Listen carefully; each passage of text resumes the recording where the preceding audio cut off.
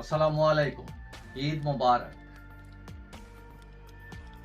আমাদের দেশের ওয়েদার আস্তে আস্তে একটু গরম হচ্ছে এবং এই গরমের মধ্যে কিন্তু ঈদের পর আরো গরম হবে। সেটা হলো রাজনৈতিক গরম। এখন ঈদের পরে রাজনীতিতে উত্তাপ ছড়াবে, কারণ অনেক দলই কর্মসূচি দেয়নি, এখন দেয়নি।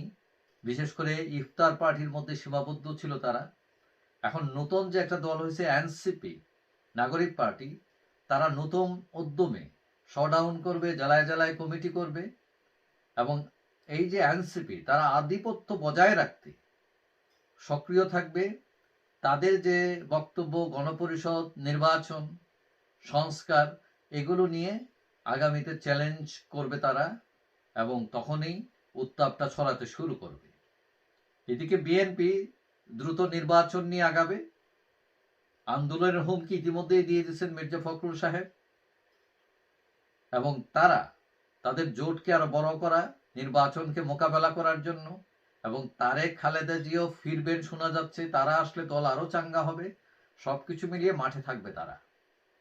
আর জামাত, তারা তোলে তোলে কাজ করলেও আগামীতে আর তোলে তোলে থাকবে না। তারা ওই যে ইসলামী জোট করতে জুড়ে সুরে নামবে এবং সব কিছুতে একটা প্রতিদ্বন্দ্বিতা তৈরি হবে এবং প্রতিদ্বন্দ্ব যেখানে থাকবে সেখানে দ্বন্দ্বও থাকবে এবং বড় দ্বন্দ্ব দেখা দিবে আওয়ামী লীগে নির্বাচনে থাকা না থাকায়। আর আরেকটা হবে গণপরিষদ নির্বাচন।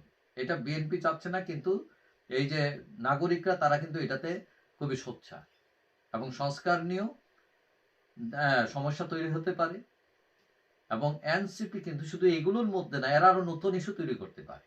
এখন তাদের কেউ কেউ বলতে শুরু করছেন যে ইউনূস সাহেবকে কমপক্ষে আরো 5 বছর সময় দেওয়া দরকার, এই তার ক্ষমতায় থাকলে দেশ দাঁড়িয়ে যাবে, ইত্যাদি ইত্যাদি। এখন সবকিছু মিলিয়ে বোঝা যাচ্ছে যে ঈদের পর রাজনীতির মাঠ গরম হবে এবং আইন শৃঙ্খলা পরিস্থিতি আরো খারাপ হতে পারে। এখন বিএনপি তাদের নিজেদের মধ্যে আধিপত্য বজায় রাখা, গ্রুপিং, ক্ষমতা নিয়ে নিজেদের মধ্যে দ্বন্দ্ব। গত শনিবারে দেখলাম যে সাভারের বিএনপির 2 গ্রুপের মধ্যে মারামারি, তাই একজন গুলিবিদ্ধ হয়েছে, আইসিইউতে আছে। এবং এইগুলো হচ্ছে তাদের অবস্থান বা আধিপত্য বজায়ের লড়াই। এখন পরিস্থিতি উত্তপ্ত হলে বেকায়দায় থাকা আওয়ামী লীগ কিন্তু সুযোগ নেবে এবং তখন সরকারও নড়চড়ে হয়ে যেতে পারে।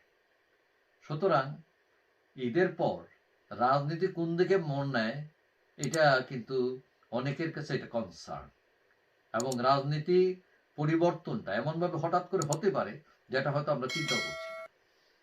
যাই হোক, অপেক্ষা করি, দেখা যায় রাজনীতি কতটুকু গরম নামে, উত্তাপ কতটুকু ছড়ায়, নাকি সেখানে মাঝে মধ্যে বৃষ্টি হয়, দেখার বিষয়। যাই হোক, সবাই ভালো থাকবেন। আশা করি দেখা হবে অন্য কোনো ভিডিওতে, ইনশাআল্লাহ। আল্লাহ।